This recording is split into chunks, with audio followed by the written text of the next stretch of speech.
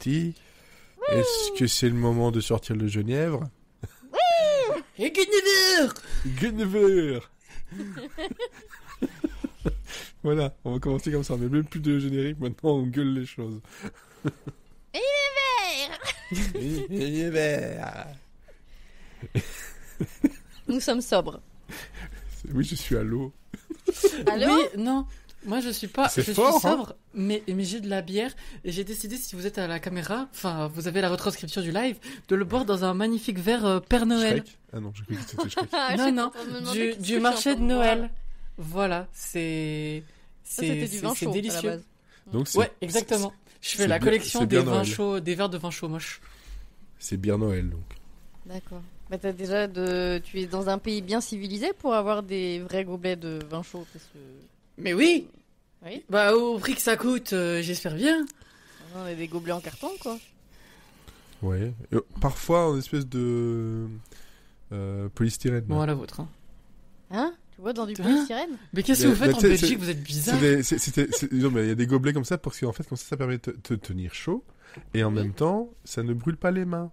Mais c'est à base de polystyrène, je sais pas quoi. C'est pas que Ils du sont en polystyrène. avance sur nous, hein. Voilà. Punaise. Et Ils maîtrisent on est tout en ce qui avance. est Ah, alcool. tout ce qui est alcool, on maîtrise. Tout ce qu'on maîtrise. On maîtrise ça. Bref, moi, ce que je vais maîtriser, je sais pas si c'est le générique, mais on va voir. Hein. Maîtriser. C'est valide. Avec sa couverture à chaque fois. Moi, ce qui me fait rire, c'est les extraits sur YouTube quand je te vois avec la couverture comme ça. J'ai l'impression que c'est la l'hiver femme toute sans l'année. bras. C'est l'hiver toute l'année, et t'as pas de bras. Pas de bras, Et pas de pas de- chocolat. Pas de chocolat, effectivement. Mais il fait froid. Alors. hein. Froid. Oui, maintenant, oui, il commence à faire un peu frais. Oui. Oui. Oui, il fait un peu frais. Nous sommes un vieux podcast, on commence à parler de météo, tout va bien. C'est l'épisode 50, en plus. Voilà, c'est pas... On n'est pas d'anniversaire. Oui, Oh non, c'est chiant. oui c'est chiant. Long. On chantera J'ai autre pas- chose. J'ai pas assez de Ouais. son pour pouvoir le lancer. Pour cet épisode 50 de l'hebdo de Culture Club Sandwich, je suis accompagné d'Élodie et de Mathieu. Bonsoir. Bonsoir, bonjour. Et de ma personne aussi, parce que bon, je suis Ah bah, accompagné de bonsoir. moi-même. Bonsoir. Ouais. Bah oui. Est-ce que vous êtes une bonne compagnie? Je suis la 7ème. Ah, j'ai compris la blague. Alors, je l'ai pas vu, mais j'ai compris la blague. C'est déjà Attends. pas mal. T'as au moins le nom de la rêve, quoi. C'est... Voilà. C'est mieux là que que- d'habitude. C'est là que tu vois qu'il est jeune parce que lui, il a pas eu à se taper les 150 rediffusions de la 7ème compagnie à la télé, tu vois. Nous, on n'a pas pu passer Mais à côté. si. Mais en fait, j'avais une maison et il y avait Oh plusieurs non. pièces, ce qui permettait d'aller ailleurs dans ces moments-là. C'était pas mal. Puis bon, après, se taper, c'est pas non plus le pire, la 7ème compagnie. j'aime hein. bien. C'est pas non plus le meilleur. C'était Pardon. gratuit parce que je l'ai pas vu, mais. Non, voilà, c'est pas le plus grand du cinéma, mais c'était un très bon Allez, divertissement. on change tout. Podcast sur la 7ème compagnie. Je vais en parler sans l'avoir vu. Allez. Ça va être un super podcast. Tu vas faire comme d'habitude, alors. Oui, exactement. Non, c'est pas vrai, j'ai des notes en plus. C'est Alors, vrai. elles sont pas rédigées, mais j'ai des bullet points. Oh. Waouh. Non, mais par Il contre, fait une des bonne idée. boulettes. Il fait des boulettes. Je suis allé chez Ikea, j'ai pris des boulettes. On va devenir, c'est pour ça que j'étais un peu en retard. Il a dit, je veux des boulettes. Point. Voilà. Il était catégorique. Je veux des boulettes. Et hop là, c'est parti. Il est parti en diams. Il va me lancer. Non, je vais pas faire ça. Retenez-moi. Je sais pas ce qui me retient. La peur, peut-être. Voilà, pour cet épisode, c'est le bordel. La semaine dernière, j'étais malade. Maintenant, ça va un peu mieux. Voilà. C'est ça, la vieillesse, le froid, les maladies, tout petit quanti. Bref. J'ai eu du mal à le dire, le tutti quanti. J'ai eu beaucoup de mal à le sortir. Titre. Bon. Oh. Donc je regarde par rapport à nos notes, parce que je me trompe pas, oui, Elodie, toi tu n'as pas de récap pour cette semaine. Hein, J'ai rien donc, fait globalement, t'as rien foutu. C'est ça. Si j'ai regardé le premier épisode de Pluribus. Voilà. C'est déjà pas mal. Ah bah voilà. Et qu'est-ce que Ouais. ça donne alors? Et ben, en fait, j'ai beaucoup aimé. C'est un des meilleurs trucs que j'ai vu dernièrement, mais en même temps, je suis une vendue. Par contre, en fait, j'ai regardé que le premier épisode. Donc, j'ai été le voir sans avoir rien lu avant dessus. Et ensuite, j'ai été lire un peu ce que les gens en pensaient. Et en fait, il y a beaucoup de gens qui ont été plus déçus par le deuxième épisode. Donc, faudra que j'enchaîne. Mais le premier épisode, j'ai beaucoup aimé parce que déjà, il y a Rhea Seehorn dedans. Et je suis vraiment très fan. Et là, elle est à 100 000%. Et je trouve qu'elle ressent encore mieux que dans Better Call Saul. Et bah surtout que finalement, il y a un peu que elle dans le premier épisode, puisque tout le monde est raide mort pendant 20 minutes. Donc finalement, elle a toute la place de jouer. Et en fait, j'aime beaucoup l'ambiance de cauchemar qui se dégage du premier épisode. On a vraiment l'impression d'être coincé, qu'on peut pas se réveiller. C'est très tendax pendant l'épisode, et vraiment, j'ai pas vu le temps passer. Donc moi, après, j'aime bien les séries à mystère, à twist et tout ça. Donc j'aime bien, puis ça change des séries d'épidémie où en fait tout le monde est confiné et on se fait chier dans un salon. Là, je trouve le parti pris plus original et plus intéressant et beaucoup plus réfléchi. Donc visiblement, quand on prend du recul sur les choses, ça réussit quand même aux gens. Faudrait penser à essayer. C'est étonnant ça. Bah, finalement, tu vois que t'avais quand même un petit récap cette semaine. C'est ça. Et même voilà. Pour vous dire à quel point j'ai aimé ce premier épisode, c'est que normalement... vous savez que je suis monomaniaque et je regarde mes épisodes dans l'ordre chronologique de sortie. Donc, et je fais une exception du coup pour regarder les petites sorties quand je veux en écrire un article. En général, ce que je fais, c'est que je regarde le premier épisode, j'écris mon article, puis après le truc il attend 2-3 ans que j'y arrive quoi. Sauf que là, je me suis dit que peut-être pour Pluribus, j'allais faire une exception et enchaîner au fur et à mesure que ça allait sortir, parce que je pense même sincèrement que si je fais pas ça, je vais me faire largement spoiler en fait. Il y a des chances. Ouais, j'ai pas envie de ça. Non. Ouais, je comprends tout à fait.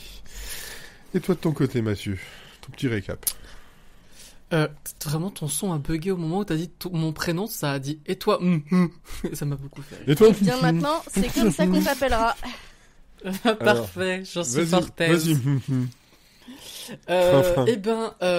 Sur les conseils d'Olivier, j'ai regardé ça, Bienvenue à Derry, les 2 premiers épisodes. Le 3e est sorti aujourd'hui quand on enregistre, donc je ne l'ai pas vu. Et c'était vachement bien. J'ai adoré. Et le 2e épisode confirme la qualité du premier. Donc hâte de voir la suite ce soir. Point Drag Race, UK saison 7, c'est pas bien. Et c'est de pire en pire. Et... Espagne 5, ça s'améliore d'épisode en épisode. On remonte la pente des saisons 3 et 4. Donc, c'est plaisant à regarder. Sinon, est revenu, il y a 2 semaines, Has Been Hotel, après une saison 1 de qualité.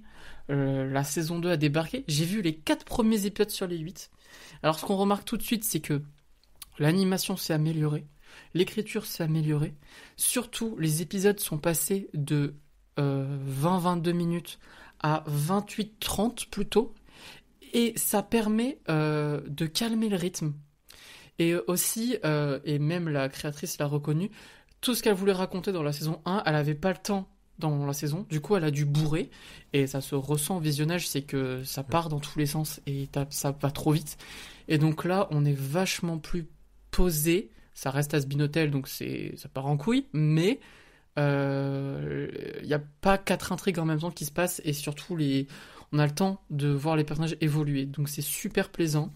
J'ai même l'impression qu'il y a plus de chansons dans les épisodes vu que c'est plus long, et donc ça c'est très chouette. Donc pour le moment, même si c'est moins fourni, je savoure plus chaque épisode. Voilà.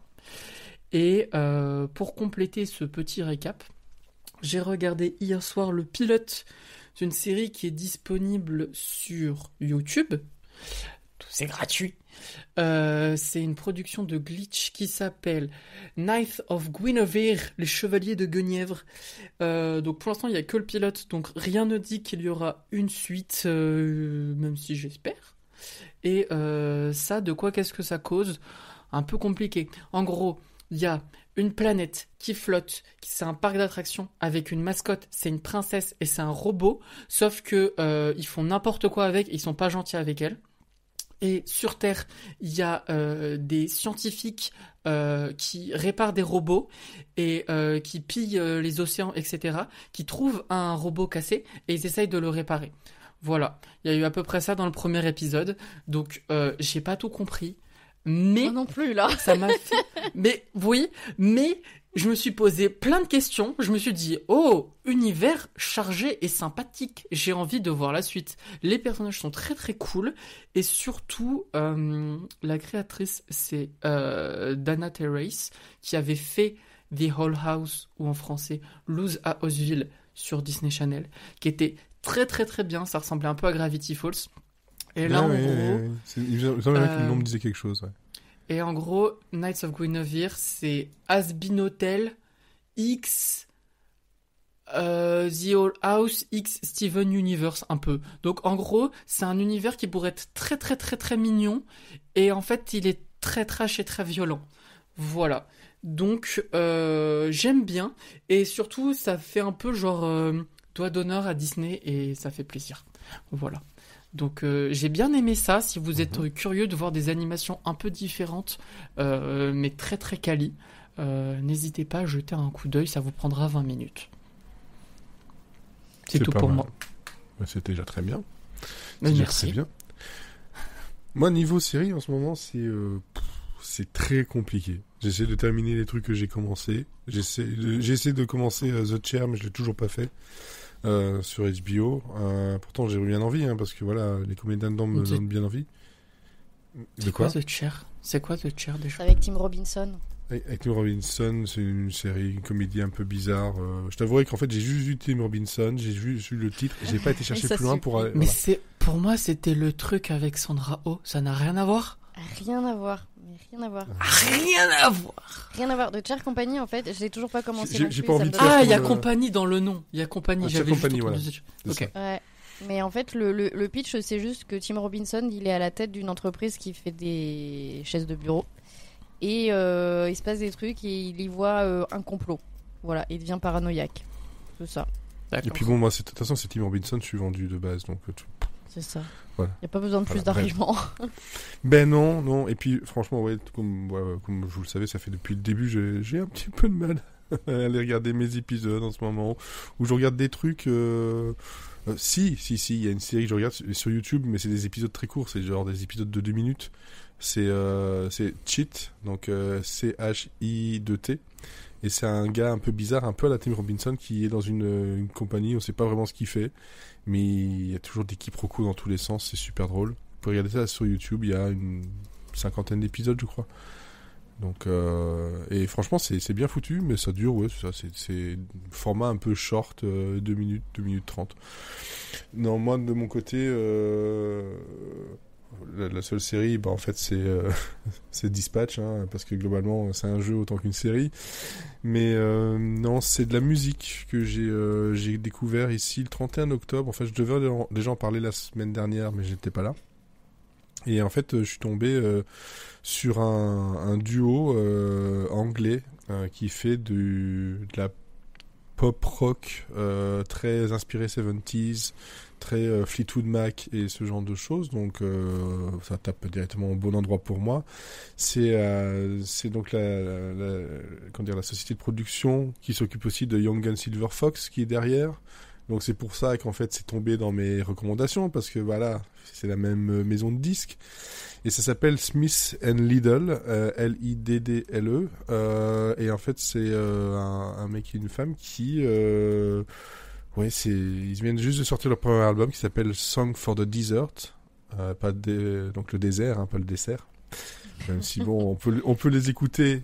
pour le dessert, tellement c'est un petit bonbon cet album. Oh là là, ça se mangerait avec le dos de la cuillère. Exactement, mais en fait c'est surtout très doux, des harmonies dans les voix qui t'emportent, et à chaque fois tu pars en voyage. Et j'ai fait un petit extrait rapidement ici avant l'épisode, histoire de vous laisser un peu dans l'oreille ce que ça peut donner. Elle a des influences, ça, comme je disais, Fleetwood Mac, un peu Kate Bush parfois dans la voix. Et puis dans les trucs plus récents, Carly Rae Jepsen aussi, si vous voyez un peu. Mais je vais faire le tout, si vous voulez bien.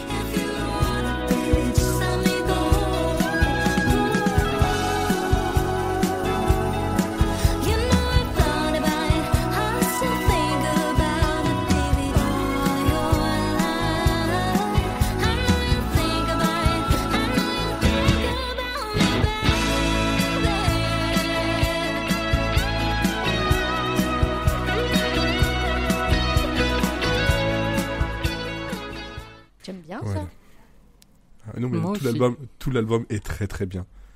Tout l'album est vraiment très très très bien. Et leurs clips sont super rigolos parce que t'as des trucs vraiment en façon télécrochet des années 70, 60.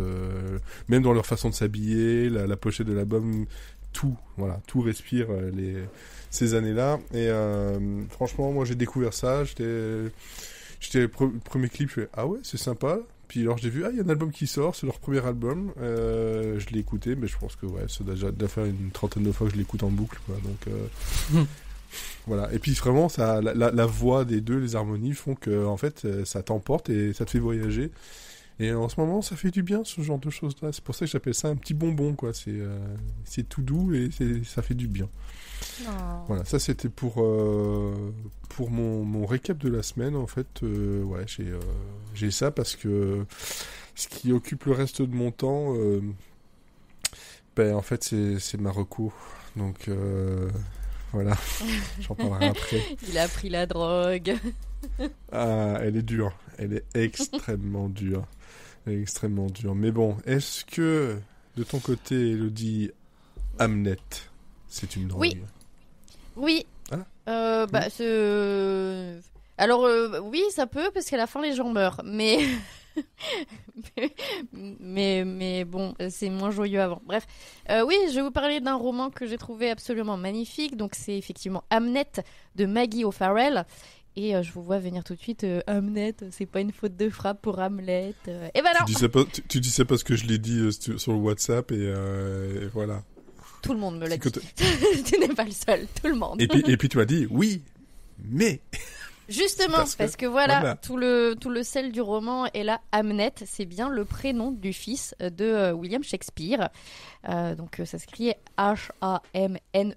Et en fait, voilà, c'est parce que selon la traduction, en fait, je vais pas dire l'état civil, parce que l'état civil à l'époque il n'y en avait pas tellement, mais selon normalement ça s'écrit Hamnet, mais les diverses traductions qui ont suivi l'ont plutôt appelé Hamlet.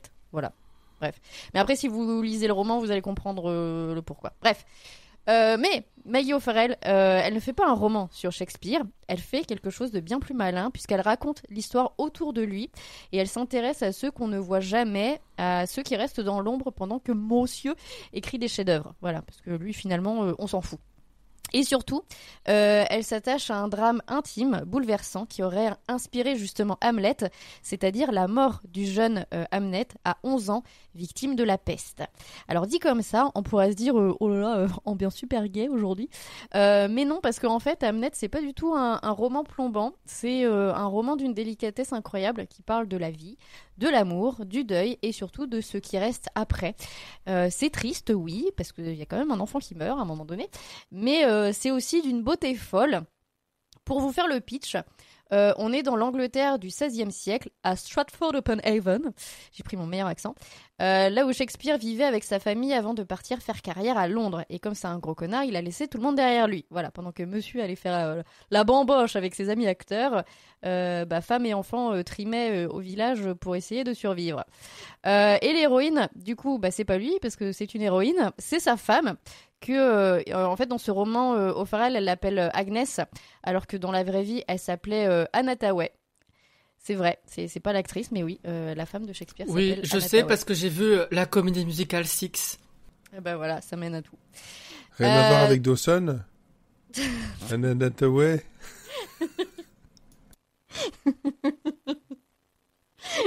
Putain, je vais l'avoir dans la tête maintenant. La fatigue. Oh, oui. Mais bon, donc ici on l'appelle Agnès parce qu'en fait sinon il y aurait eu plusieurs personnages qui auraient eu le même prénom, ça aurait été chiant. Agnès, c'est une femme un peu mystérieuse puisque elle soigne les gens avec les plantes, elle a une espèce de lien instinctif avec la nature et elle a une manière très sensorielle, on va dire, d'être avec le monde. C'est ce qu'on appelait à l'époque une sorcière un petit peu, mais bon bref. Écoutez, mais ça se passe c'est plutôt bien. autre chose. Cela ne Voilà. nous regarde Mais pas. pour le coup, en fait, elle est un peu décrite comme ça, mais c'est jamais le sujet du roman. Il y a personne qui la traite de sorcière. On dit juste qu'elle est un peu chelou, mais voilà, on la met pas au bûcher non plus. Et Agnès, en fait, c'est un personnage assez incroyable. C'est un personnage très fort et en même temps assez fragile. Et on va suivre sa vie et son amour avec ce jeune William, leur quotidien, leurs enfants, jusqu'à ce que la peste arrive et emporte Hamnet. Ce qui est fascinant, c'est que O'Farrell ne cherche jamais à faire un roman historique façon costume et ruban, parce que sinon ça m'aurait gonflé très vite. Là, elle écrit avec une langue hyper moderne, mais c'est assez poétique, c'est hyper vivant. Il y a beaucoup de très belles descriptions, on sent vraiment les odeurs, les textures, on voit vraiment la lumière dans la cuisine, les gestes du quotidien. C'est vraiment très immersif comme roman, et c'est un livre qui se ressent plus qu'il ne se lit. C'est vraiment incroyable. Déjà, le style de Maggie O'Farrell, c'est une autrice en fait qui sait écrire les émotions sans les surligner au stabilo. C'est quand même très subtil. Il n'y a pas de pathos, il n'y a pas des violons et des longs sanglots, voilà. Mais c'est pas pour autant que ça serre pas le cœur. C'est assez poignant, mais c'est écrit dans une langue très fine et très incarnée. Et voilà, chaque phrase a du poids, mais c'est pas lourd. C'est le genre de livre où on s'arrête parfois pour respirer un peu juste parce que c'est beau et pas juste parce que on est en train de se noyer dans nos larmes. Ensuite, il y a quand même cette idée assez géniale de raconter Shakespeare mais sans jamais dire son nom. Parce que même William, on l'appelle jamais en fait. Le mot Shakespeare n'apparaît jamais dans le roman. On l'appelle le mari, le père, l'homme, mais son nom n'est jamais évoqué. Comme si O'Farrell voulait renverser la perspective, puisque ici le génie n'est qu'un personnage secondaire et en fait le cœur du monde, c'est la femme, c'est la mère, c'est l'enfant, c'est toutes les personnes qui gravitent autour de lui, qui finalement lui ont permis d'être le grand personnage qu'on connaît aujourd'hui, quoi. Et franchement, ça fait du bien parce que on a tellement lu de récits où la femme est juste la compagne de, ou l'épouse de, la muse de. Là, c'est elle, le centre du monde, et c'est elle la force, c'est elle la douleur aussi, parce que quand son fils est mort, elle est restée pendant que lui s'est barré à Londres et l'a laissé faire son deuil toute seule. Quel connard! Et donc c'est elle qui va garder seule la mémoire de tout ce qui s'est passé finalement. Donc Shakespeare n'est pas le meilleur. Oh ouais, ça j'aime beaucoup. Donc oui, c'est un roman sur la mort d'un enfant, donc forcément ça remue un peu. Il n'a pas compris. Oh non, là il n'y avait pas de référence quand même. Le meilleur, le pire, Shakespeare.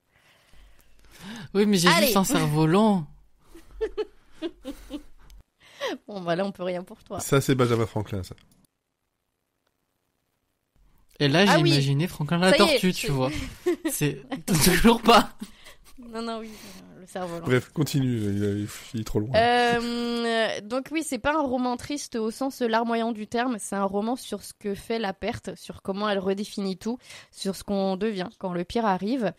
Et il y a notamment une scène incroyable, je vous spoile pas, mais c'est un très joli chapitre, où en fait on voit la peste voyager depuis un petit singe embarqué sur un bateau marchand jusqu'à une petite ville d'Angleterre. C'est une espèce d'effet papillon, version tragédie historique, c'est assez brillant, et ça rend la mort d'Hamnet encore plus absurde, presque cosmique, comme si la fatalité s'invitait dans une maison ordinaire. Donc voilà, on va suivre une petite puce qui a la peste, et qui part d'un petit singe, et on va suivre toutes les personnes qu'elle a butées, quoi, finalement. Mais O'Farrell ne nous laisse pas là-dedans, elle nous parle aussi de résilience et de création, parce qu'on sent bien que la mort d'Hamnet va nourrir Hamlet, forcément, que la douleur se transforme en art, et que finalement, écrire, c'est une manière de survivre. Alors, c'est un roman qui touche beaucoup, déjà parce que c'est universel. On a tous vécu des pertes, des petites pertes ou des grandes pertes. Et on a tous cette peur du vide, ce besoin de comprendre ce qu'on ne peut pas expliquer. Et en fait, Hamnet, ça met des mots là-dessus sans jamais en faire trop. Et puis, c'est aussi un roman sur la transmission entre les générations, entre les vivants et les morts, entre ce qui s'efface et ce qu'on garde. Par les mots, par la mémoire, par l'art, là en l'occurrence. C'est un livre sur l'amour, au fond, avec sa manière de raconter la façon dont l'amour survit à tout. Et moi, franchement, j'ai fini le livre avec les yeux un petit peu humides, mais le cœur bien rempli. Alors oui, si vous aimez les romans pleins d'action, de rebondissements, de révélations de dernière minute, eh bien, passez votre chemin. Parce que c'est un livre quand même assez lent, assez contemplatif, un peu comme un long dimanche d'automne avec un thé chaud et une couverture qui gratte un peu. Mais c'est aussi ça qui fait son charme, parce que voilà, le roman prend son temps, il respire, il regarde la vie passer et il nous dit un peu, regarde, c'est ça qui est beau, quoi. Et puis Maggie O'Farrell, elle a ce talent rare, elle écrit comme si elle filmait. On voit tout, on entend tout. Il y a même une scène où Agnès prépare un remède et on a l'impression de sentir les herbes dans nos mains. Je me suis même surprise à vouloir aller cueillir des plantes dans mon jardin pour faire des décoctions, alors que j'aurais plus le niveau pour m'empoisonner moi-même. Voilà, mais en tout cas, très belle immersion dans le roman. Donc voilà, Hamnet, c'est un roman sur l'absence, sur l'amour, sur la création et sur la mémoire. C'est un livre qui vous serre le cœur, mais qui le recoue juste après. C'est un roman historique, mais aussi intime, charnel et presque mystique. Et surtout, c'est une lecture qui reste. Donc si vous cherchez une lecture douce, profonde et un peu déchirante, mais pas désespérée, bien allez-y. Et si vous voulez briller en société, vous pourrez toujours dire « Ah oui, Hamnet, vous saviez que c'était le prénom du fils de Shakespeare ?» Voilà, vous pourrez briller à votre prochaine soirée quiz. Donc voilà, moi j'en ressors avec une certitude.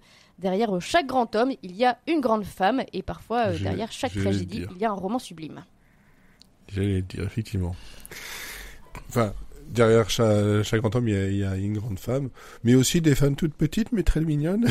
Petit message pour ma femme. Oh. Non, mais dans les genres de connaissances comme ça, des petits trucs à donner dans un dîner ou quoi que ce soit, oui, Hamlet, voilà, mais aussi, tu savais que Notre-Dame de Paris avait été écrit par Victor Hugo nu. Et tu sais pourquoi ? Non. Parce que cet enfoiré était un procrastinateur de merde qui en fait il voulait passer son temps à aller boire des coups et faire la fête, et en fait à un moment donné il se faisait engueuler par son éditeur et il a dit ok, la seule façon de éviter de procrastiner c'est d'être tout nu, et je n'avais droit à mes vêtements que quand j'avais écrit au moins un chapitre. C'est de la torture, tout bonnement. Et c'est lui qui s'est infligé ça à lui-même, hein. Oui, mais je trouve l'anecdote assez cocasse et plutôt rigolote, quoi. C'est parce que son éditeur, il lui avait sonné les cloches. Je sais pas de quelle cloche on parle, mais je veux pas savoir. Les cloches de Notre-Dame, enfin, il y avait rien de sale. Tu peux penser à plusieurs cloches. Il était tout nu, alors je me fais des films et des idées. Il a la chevillette. Même pas là-dessus, vous êtes sale. Il a tiré sur la chevillette, faut faire attention. Il a bobiné de Chéra. Donc moi, de mon côté, ma recommandation, je voulais aussi la faire la semaine dernière parce que c'est arrivé, c'est sorti le 30 octobre. Je vous en avais déjà parlé au moment d'un test serveur mi-octobre. Je crois que c'était 2 semaines avant. C'est Ark Raiders de Embark Studio, qui est sorti donc sur PC, PlayStation 5 et Xbox, et qui est donc ce qu'on appelle un extraction shooter. Qu'est-ce qu'un extraction shooter ? Parce que je sens qu'on va me dire, je sais pas du tout de quoi on parle. Mais Fred, qu'est-ce qu'un extraction shooter ? Alors ici il faut imaginer, donc c'est un jeu qui se joue à la 3e personne, donc on voit son personnage, qui est un jeu joueur contre environnement. Donc en fait tu peux avoir des ennemis non-joueurs, des joueurs, c'est un jeu multijoueur, tu peux avoir des humains qui peuvent aussi t'attaquer, mais avec une nuance. Mais Fred, c'est dangereux. Ah oui, c'est dangereux. Et l'extraction shooter, qu'est-ce que c'est ? En fait, c'est un genre de jeu où tu vas arriver dans une zone extrêmement dangereuse, où il va falloir aller chercher du matériel, des vivres, etc., et pouvoir t'en extraire vivant. Et que si jamais tu meurs avant de pouvoir t'en extraire, tout ce que tu as grappillé par-ci par-là, tu le perds. Voilà, c'est perdu. Je pourrais jamais jouer à ça, je deviendrais fou. Eh ben non, justement, parce qu'avec Ark Raiders, c'est différent. C'est différent. Alors, qu'est-ce que nous raconte Ark Raiders ? En fait, on est dans un futur bien loin. La Terre, elle est complètement dévastée. Et en fait, elle a été, attaquée par des robots tueurs qui se portent le nom de ARC, donc ARC. Ils ont pris le contrôle de la surface et l'humanité restante est contrainte de vivre sous terre dans une ville qui s'appelle Esperanza. Voilà, donc l'espérance, l'espoir, tout ça, c'est assez bien trouvé. Et cette ville souterraine, en fait, il y a ce qu'on appelle des raiders, donc des personnes qui vont y aller à la surface, pour aller rechercher du matériel et des choses pour pouvoir les ressources pour pouvoir les vendre et pour pouvoir survivre et tout ça au péril de leur vie. Et ces phases de récupération durent 30 minutes. En gros, c'est pas t'es obligé de jouer 30 minutes, c'est que c'est maximum 30 minutes. Quand tu arrives sur un serveur, sauf si tu arrives dans une partie déjà commencée, au bout de 30 minutes, il y a ce qu'on appelle je crois que c'est un récolteur qui s'appelle ça. Il te balance en fait des bombes partout et en fait tout ce qui est à la surface, mort, fini, point. Voilà, donc c'est pas très joyeux, il est vrai. Moi, ce jeu-là m'avait attiré par son ambiance et sa DA, le côté futuriste, un peu 70s dans certains trucs aussi, voilà, dans les décors, mais c'est très industriel. Il y a des décors qui font penser autant à l'Amérique latine qu'à l'Islande, parce qu'il y a plusieurs cartes dans ce monde où chaque monde en fait a ses propres spécificités. Si je peux aller jusque là, chaque carte a aussi des moments où tiens, pendant 1 heure le truc est un peu plus dur parce que il y a un méga robot qui s'appelle la reine qui se trouve dans le coin, et la reine elle est très très grande et elle te trouve, elle te bute, et d'ailleurs tout seul tu peux pas la buter parce que il faut bien penser qu'au départ tu y vas avec des fusils qui sont pas très très forts. Donc te battre contre les robots, ok, tu peux le faire si tu veux, mais vaut mieux essayer d'être discret. Et le jeu joue beaucoup là-dessus parce que en fait, dès que tu vas commencer à fouiller une caisse, ça fait du bruit. Donc le bruit, ça peut attirer l'attention. Tu vas marcher, il y avait des oiseaux qui s'envolent, ça a fait du bruit, ça va attirer l'attention. Il y a une ancienne voiture qui était là, tu la frôles un peu trop, et celle-là, malheureusement, elle avait une alarme, ça fait du bruit, etc. Donc il y a plein de choses comme ça qui vont faire que le moindre petit truc peut faire un peu de bruit, tu vas passer une alarme, ça va biper, et t'as plusieurs types de robots. T'as ceux qui volent, t'en as qui roulent, t'as des espèces d'araignées qui s'appellent le bondisseur. Et pourquoi ? Parce que c'est une araignée qui, réellement, elle te voit à 200-300 mètres, elle bondit vers toi. Sauf que l'araignée, elle fait 3-4 fois ta taille en hauteur. C'est terrifiant, mais contrairement à un autre jeu du genre qui est donc Escape from Tarkov, qui est un jeu où là on est côté russe et on doit s'extraire, c'est pas un jeu qui fait franchement flipper, c'est une ambiance qui est tendue. C'est aussi un jeu qui est très accessible. Un jeu qui peut se jouer en solo. Alors que normalement on peut jouer jusque 3, là en solo t'as quand même du contenu. Chaque partie est vraiment différente. Moi je suis je crois à peu près 20 heures. J'ai pas joué 2 fois la même partie. J'ai des amis avec qui je joue qui sont eux à beaucoup plus aussi de temps que moi. Et, ils en découvrent encore. Et sur la roadmap du jeu, il y a déjà du contenu prévu jusque décembre. Mais alors un contenu de fou, alors que le jeu vient juste de sortir, on te dit ok, mais jusque décembre il va y avoir 1 milliard de choses, des nouvelles cartes, des nouveaux ennemis, des conditions météorologiques, parce que tu as aussi ça. Tu as des orages électromagnétiques, tu as la nuit, juste la nuit c'est très compliqué, la pluie, et il va arriver en décembre la neige. Et là, la première réaction que tout le monde a eue au moment de l'annonce de cette carte-là, mais vraiment tout le monde. Hein. C'est Noël! Non, ça va être tellement beau sous la neige. Alors qu'en fait, le jeu, et après on réfléchit, il fait, oui, mais la neige, quand on marche dedans, ça craque. Ça fait du bruit. Ça fait du bruit. et puis, est-ce qu'ils vont pas nous jouer aussi le coup de devoir résister au froid? Je pense pas, parce qu'il n'y a pas vraiment de résistance comme ça. Peut-être, tu dois gérer un peu ta puissance de course, ton poids aussi de butin. Donc si jamais t'as trop dans ton sac, tu peux regarder le poids que ça fait, en fait au bout d'un moment tu n'avances quasiment plus. Enfin voilà, il y a vraiment ce jeu, il fourmille dans tous les sens, et un truc que moi j'ai beaucoup aimé, c'est que quand on dit ouais c'est un jeu qui fait peur, on se dit on va se retrouver face à des robots mais aussi contre des ennemis humains.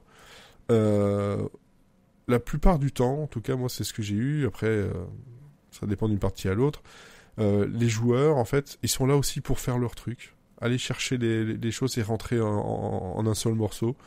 Donc en gros, une des premières touches dans les emotes que tu peux lancer pour si t'as pas envie de parler, c'est don't shoot. Donc vraiment, tu dis ne tirez pas, la personne elle va te répondre don't shoot, ok, pas de problème. Et alors même parfois on fait équipe, on va aller les aider, on va faire. T'es pas dans la même équipe, mais tu vas aller les aider. Tu dis tu tires pas. Et même parfois tu sais t'as les voies environnementales. Donc en fait tu as une touche, soit tu parles sur un chat de groupe, soit tu parles à tout le monde sur la carte. Donc si t'es loin, tu l'entends loin. Tu les entends, le son il joue beaucoup là-dessus. Et donc moi j'ai une touche sur ma souris qui en fait j'appuie dessus et je réponds aussi parfois parce que parfois les emotes c'est très limité quoi, je crois qu'il y en a 8, c'est tirez pas, merci, je t'en dois une, désolé, voilà des trucs comme ça. Et puis parfois parfois ils parlent comme ça en anglais et toi tu réponds et puis tu pars dans une petite virée à tuer des robots et faire une virée à 2. Exactement, à 2 voire même à plusieurs. Et tellement à plusieurs qu'il y a c'est un jeu qui a beaucoup d'humour aussi dans ses détails. C'est un jeu qui fourmille de détails mais absolument partout. Et c'est un humour très. En fait, je crois qu'ils sont suédois ou danois. C'est des anciens de chez DICE qui avaient fait Battlefield, qui ont fait ce studio. Et donc tu sens qu'ils s'y connaissent vraiment. Mais le jeu il est peaufiné de chez Peaufiné. Ma bécane elle date de 2017. Donc elle commence à avoir de l'âge. Le jeu tourne sans broncher. Alors qu'il est magnifique. Je me dis que quand j'aurais pu changer ma machine, il sera encore plus beau. C'est tout ce qu'il pourra faire. Il pourra tourner un peu mieux encore. Mais je tourne à 40, 60 images secondes sur une machine qui a 8-9 ans, quoi. Donc c'est ça, c'est un jeu qui est accessible, qui coûte de base, il coûte 40€. Donc il n'est pas non plus extrêmement cher. Après, bon, comme dans tous les jeux dans ce genre-là, t'as des trucs cosmétiques où tu peux gagner de la fausse monnaie, tu peux aussi en acheter pour pouvoir changer ton personnage. Voilà. Mais quand je dis qu'il y a de l'humour, il y a dans ton appartement, t'as une espèce de... Ouais, c'est un coq. C'est le coq qui va ramener le maximum de petits trucs que t'as trouvé. De butin que tu as trouvé, genre les pièces de caoutchouc, de plastique, etc., pour pouvoir construire d'autres choses, parce que tu as aussi du craft. Il faut pas oublier ça. Mais qu'est-ce qu'il n'y a pas dans ce jeu, finalement? Tu peux pas conduire de véhicule. C'est pas plus mal. Ça serait un peu cheaté. Je pense que...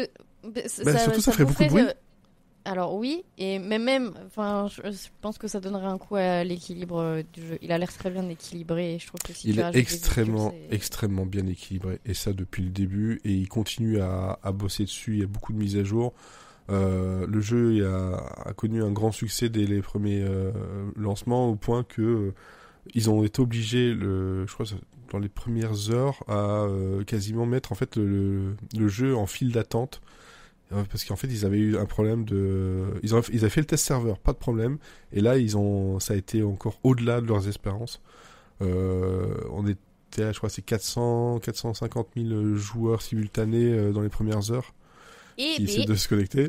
Et il y a toujours du monde. Ton personnage évolue, et selon le niveau, moi je suis arrivé donc au niveau 15.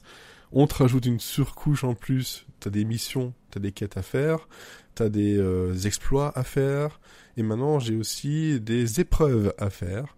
Enfin, à faire, je les fais si je veux, encore une fois. Et les épreuves, c'est une série de 5 trucs mini-quêtes à accomplir, genre détruire 3 robots, faire ça.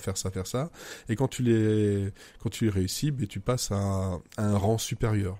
Et ce rang-là te donne accès à du loot, toujours plus de loot, etc. Parce que c'est ça l'avantage et le principal truc des extraction shooters, c'est que c'est la course au butin. Hein, c'est toujours plus de loot, mais et surtout le risque de l'argent. Et c'est toujours le risque aussi de revenir, d'essayer de revenir, puis de mourir juste avant de rentrer et de dire j'ai perdu tout mon loot. Il va falloir que je refasse tout. Terrible. Sachant que non, c'est ça le plus dur dedans, mais c'est jamais vraiment comment dire injuste. Ouais.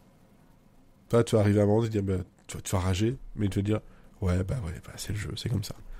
Et l'ambiance c'est vraiment bien, je te dis, et même quand il y a des gens qui essaient de te tuer parce qu'il y en a de temps en temps quand même, voilà. Ouais, en fait, c'est pas très grave non plus. C'est pas des trolls forcément, non. Voilà, donc ça se passe très bien. Et le dernier truc, et puis je te laisse parler, Mathieu. Quand je dis qu'il y a de l'humour dedans, il y a un objet que tout le monde a dans son truc, c'est une flûte. Et cette flûte-là, tu peux faire quoi? Tu peux jouer de la flûte en avançant.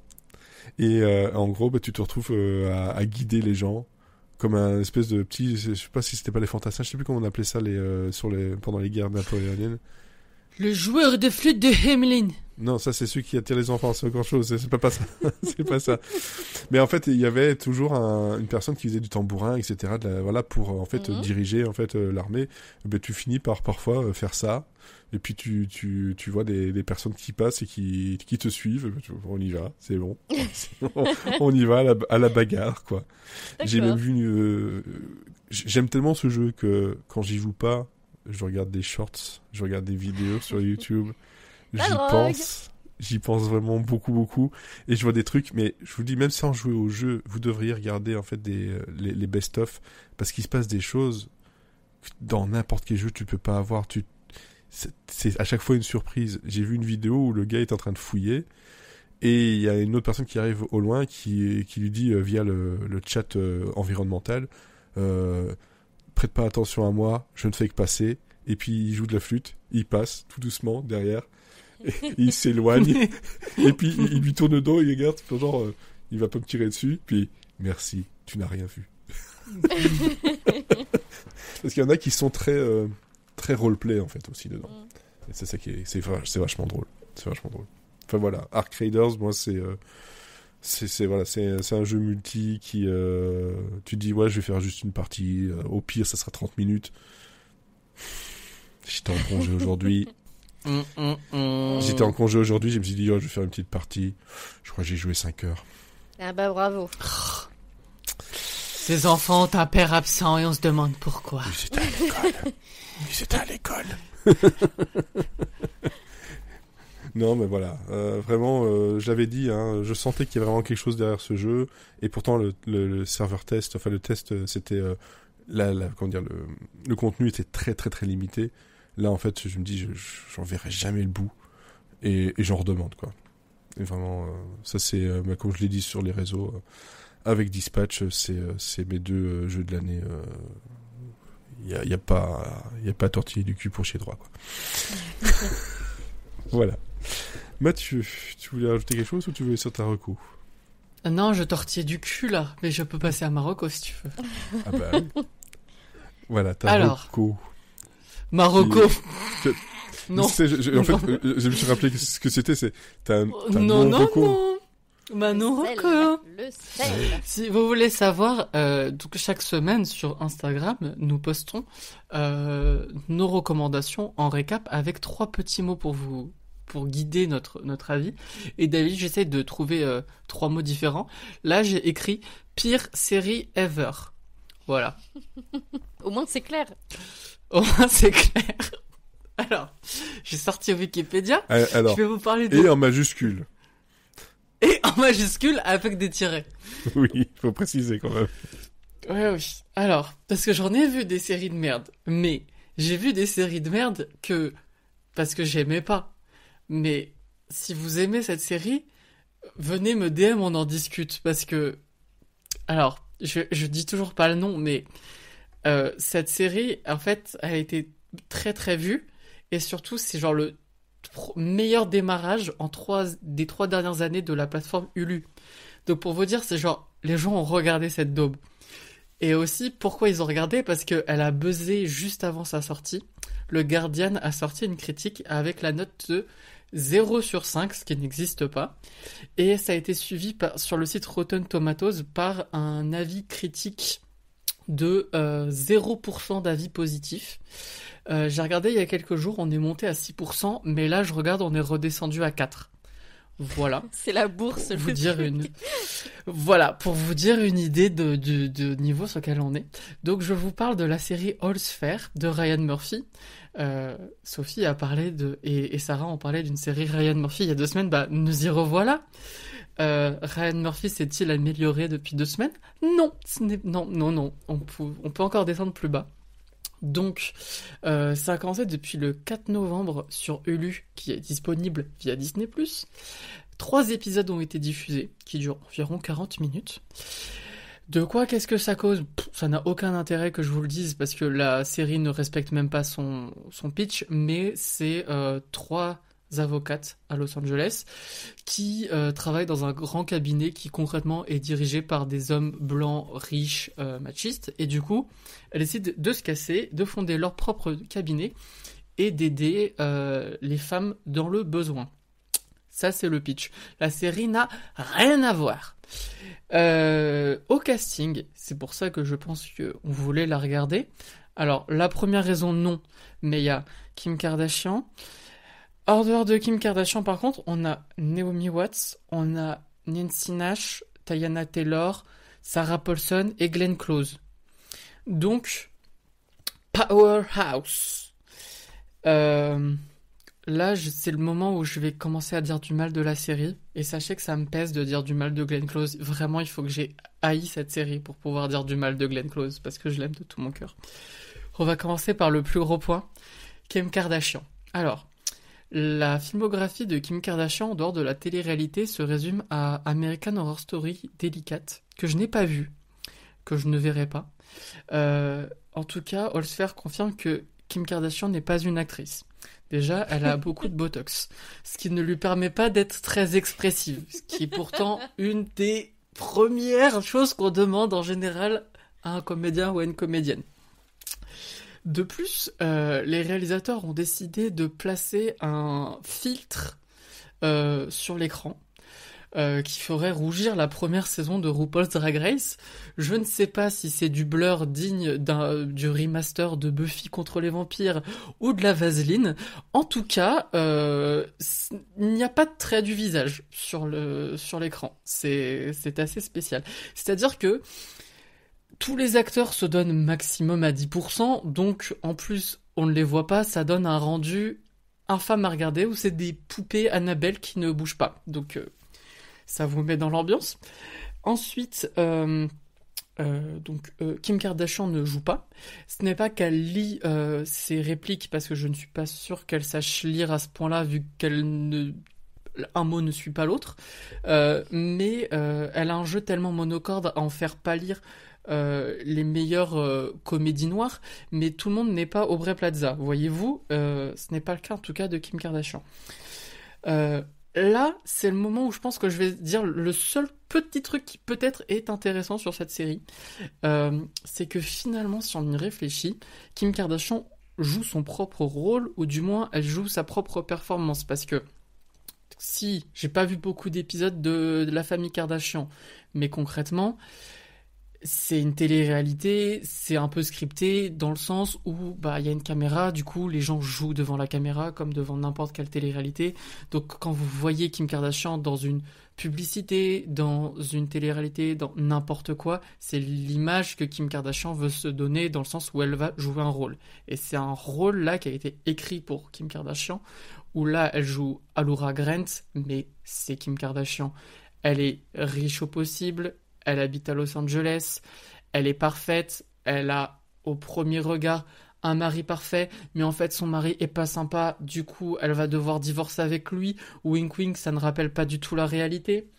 Même il y a quelque temps, elle a voulu passer le barreau. Guess what? Elle est avocate dans cette série? C'est quelle coïncidence de dingue! Par contre, petit point où je m'arrête, c'est qu'on a appris hier qu'elle n'avait pas eu le barreau finalement. Donc, comme foutu. Mais bon, ça tombe bien comme pour ma petite review. En gros... Je suis désolé, mais à chaque fois que tu dis avoir le barreau, je pense pas... Le concours d'avocat, et je ne parle pas du fruit non plus. Fais un effort. Peut-être qu'elle l'aurait eu, celui-là. Celui-là, peut-être. Ah là là, elle l'aurait acheté très cher à l'autre bout du monde pour qu'il soit à peu près mûr, mais bon, à mon avis, soit elle est très très intelligente, soit son cerveau est la taille du noyau de l'avocat, mais il n'y a pas d'entre-deux. En tout cas. Bon, en attendant, c'est de la merde, et le problème c'est que la série, même si elle a un casting choral, finalement toutes les intrigues sont tournées autour d'elle, et elle est à l'écran dans la moitié des scènes, donc très très chiant à regarder. Sinon, le plot est inexistant. C'est-à-dire que même si je vous ai dit ça parle de ça, concrètement, la partie légale, c'est les 30 premières secondes de l'épisode, les 30 dernières secondes. Et il n'y a aucune scène qui suit une autre, aucune conséquence entre les épisodes. C'est-à-dire que dans le premier épisode, elle crée le cabinet et Kim Kardashian se rend compte que son mari la trompe. C'est les seules choses sur 40 minutes qui auront une incidence dans le deuxième épisode, alors que c'est censé être un soap, ce qui est un peu problématique. On voit des ultra riches qui essayent de devenir plus riches. J'adore ce genre de série, je suis le premier client. Chaque fois qu'il y a un soap avec des riches, sur Fox, je fonce. J'ai même regardé Filthy Rich. Mais là, c'est pas possible, vraiment, c'est horrible à regarder. C'est pas tant voyeuriste parce qu'il y a rien à voir. C'est pas une satire. Les décors sont plats. Il y a un moment, pour vous dire, il y a une meuf qui doit quitter son domicile parce que son mari la vire. Et elle a juste le temps. Son mari lui laisse quelques minutes pour prendre ses bijoux. Il y a 40 millions de dollars de bijoux. Ce à quoi elle répond « Oh, so I won't starve ». Sauf qu'elle le dit premier degré. Voilà.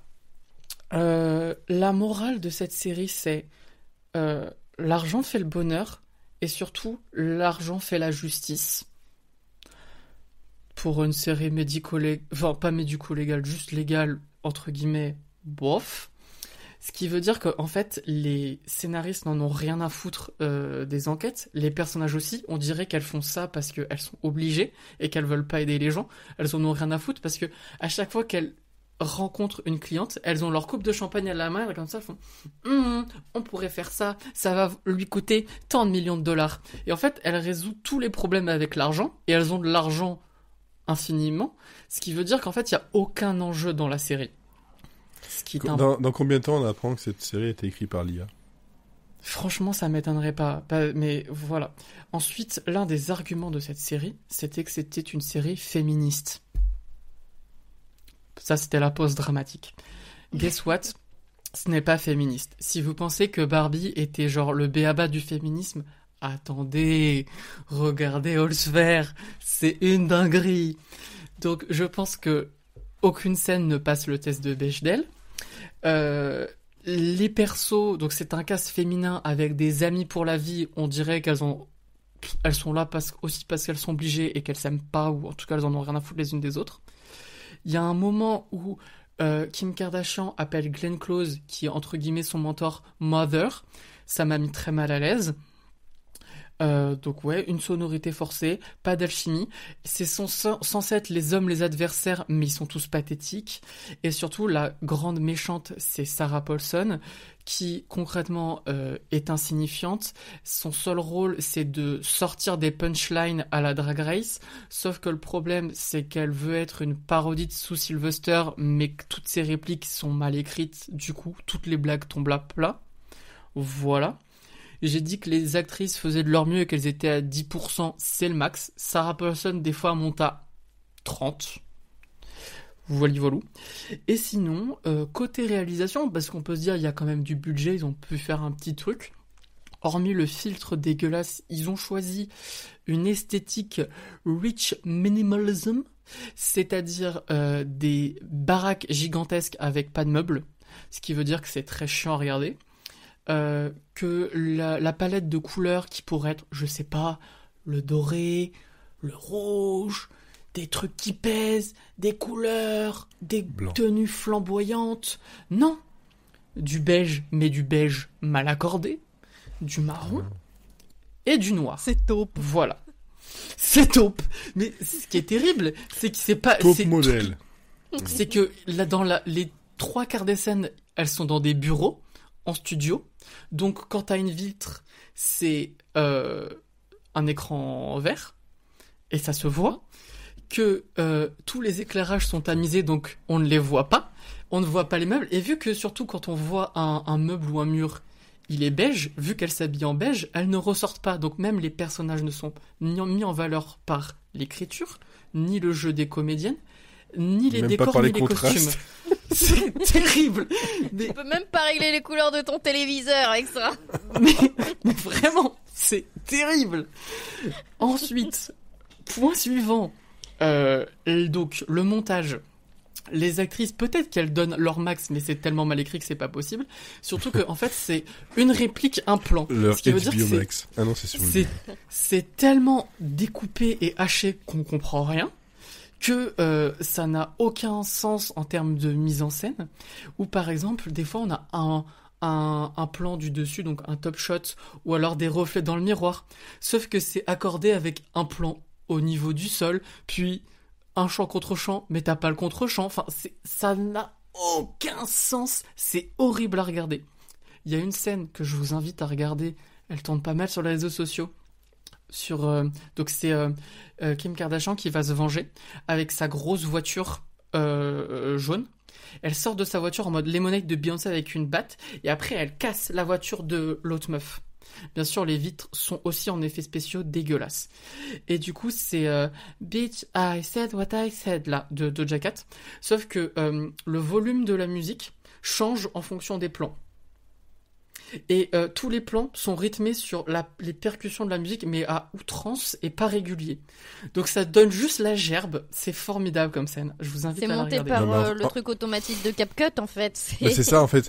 C'est écrit par l'IA et monté par l'IA. C'est une série CapCut. C'est exactement ça. C'est fait pour TikTok.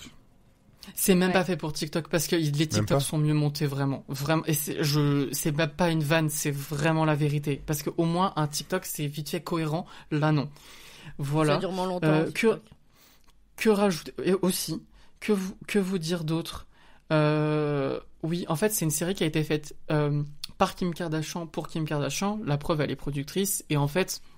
C'est juste, c'est même une série qui te dit la chirurgie esthétique, c'est pas si mal. Ça, d'accord, je suis d'accord. Si ça te fait plaisir, si t'en as besoin, pourquoi pas.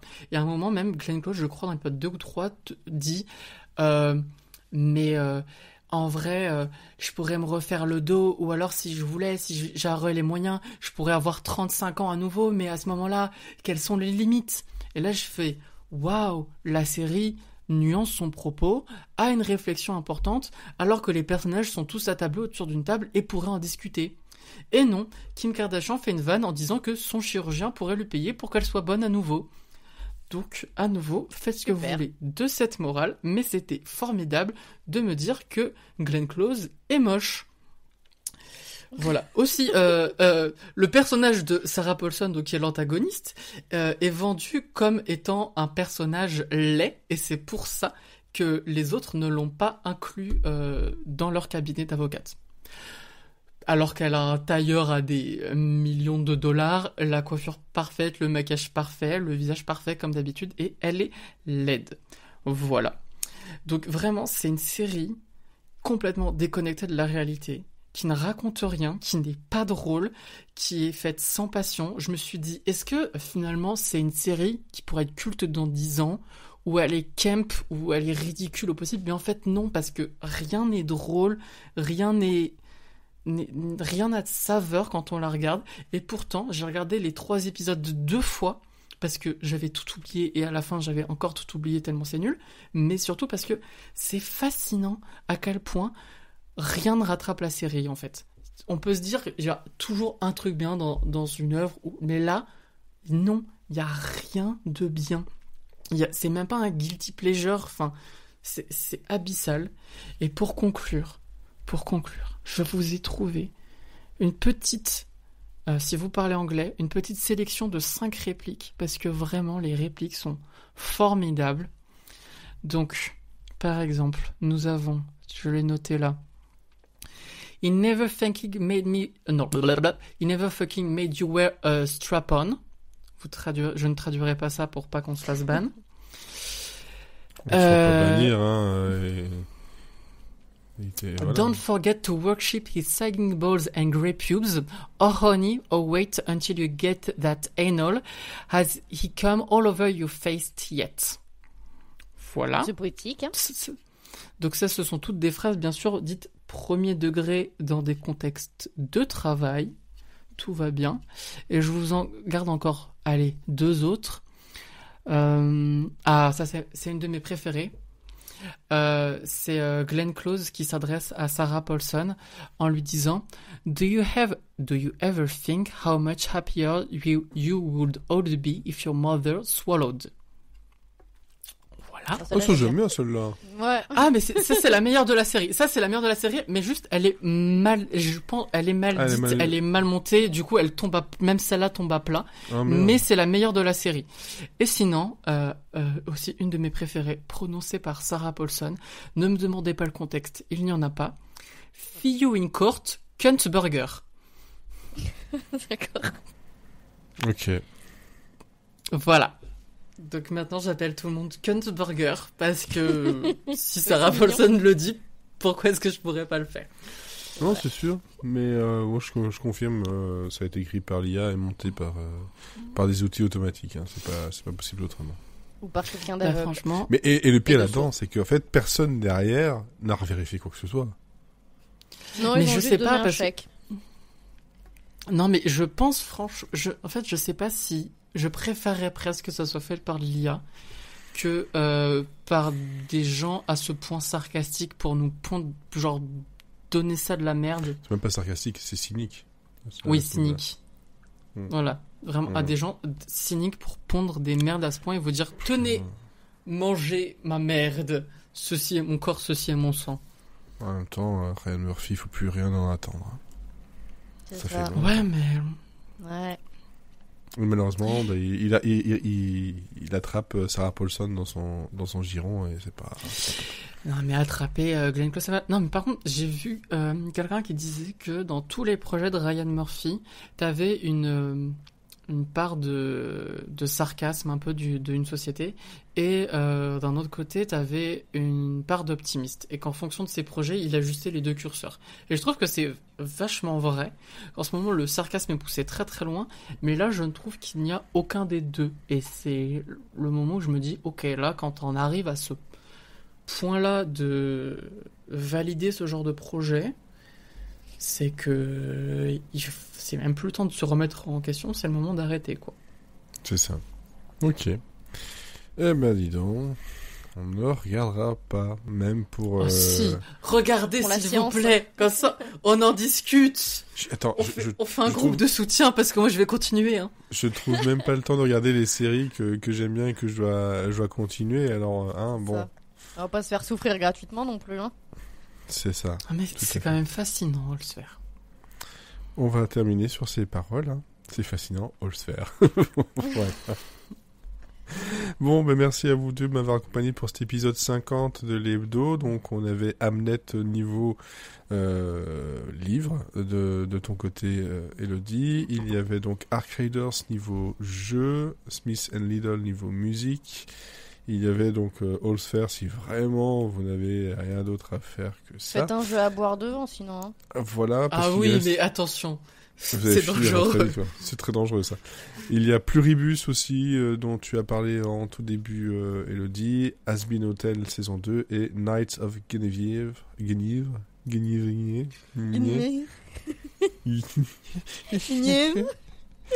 Mini, quid de paix. Ah, tu as levé la main. J'ai levé les mains. T'as C'est levé plus la- rigolo. Non, je vais rajouter un mot de la fin. Aussi, je peux pas trop en parler parce que j'ai pas encore du recul. J'ai écouté le dernier album de Rosalia qui est incroyable. Voilà, vous m'en direz des nouvelles. Vraiment, j'en attendais rien et j'ai été choqué à l'écoute. J'étais en mode madame, fallait pas taper si fort sans prévenir. Titre. Mathieu, tu Bon. peux baisser ta main parce que là, il me dit open queue et je trouve ça assez gênant. Ah, vais éteindre la caméra. Si tu vas dans The Boys, éventuellement. Bon, en tout cas, on vous souhaite à toutes et à tous une bonne semaine, de bonne découverte culturelle, et on vous donne rendez-vous la semaine prochaine pour un nouvel hebdo. Et en attendant, bonne